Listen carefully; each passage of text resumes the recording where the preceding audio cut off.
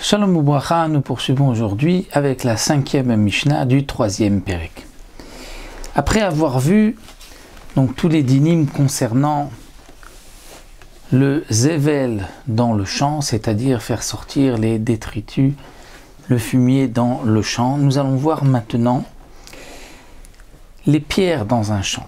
Étant donné que lorsque on enlève des pierres d'un champ, ceci pourrait paraître comme si on prépare le champ à la zriya pour le semer, c'est-à-dire comme si on labourait le champ. Et donc les chachamim ont interdit, à cause de cette maritaï, de ce que l'on pourrait penser, bien que mon intention est simplement d'enlever les pierres du champ, parce que parfois on a besoin de ces pierres pour la construction ou pour autre chose, et que ce n'est pas obligatoirement pour arranger le sol du champ, pour une préparation à la harisha, au labour. Mais donc c'est pour cela, comme nous l'avons vu déjà dans les premières Mishnayot, que les Chachamim ont interdit dans certaines conditions, si il y a un risque donc de maritaïn, que l'on pourrait croire que cet homme-là va maintenant faire une melacha interdite pendant la Shemitah. Donc ici le Tana nous dit Lo yiftach adam martzev batrila letor sadiu. On ne pourra pas ouvrir l'echatrila pour la première fois un martzev. Martzev, c'est une carrière là où on va prendre des pierres d'un champ, c'est-à-dire que nous avons dans un champ un endroit qui était jusque-là couvert. On ne savait pas qu'il y avait de la roche, des pierres. C'était recouvert de terre. Et maintenant, de découvrir, de faire sortir, de prendre des pierres, ça c'est interdit pendant la Shemitah, si on commence pour la première fois, parce que celui qui va nous voir va penser que simplement on est en train d'enlever des pierres. Il ne peut pas imaginer qu'il y a là toute une carrière.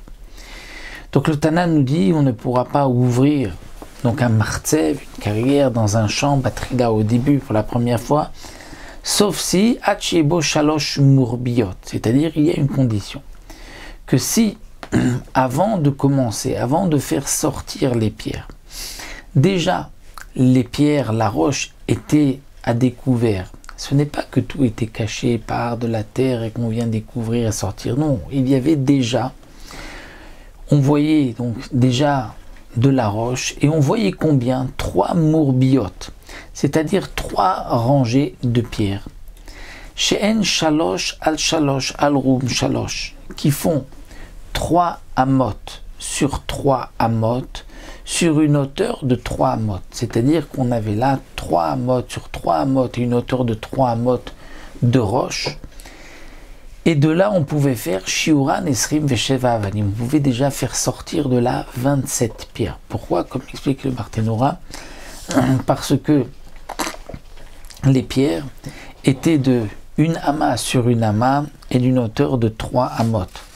Donc lorsque on avait 3 rangées, et ces 3 rangées font donc 3 amotes sur 3 amotes sur 3 amotes, donc de chaque rangée on pouvait faire sortir 9 pierres.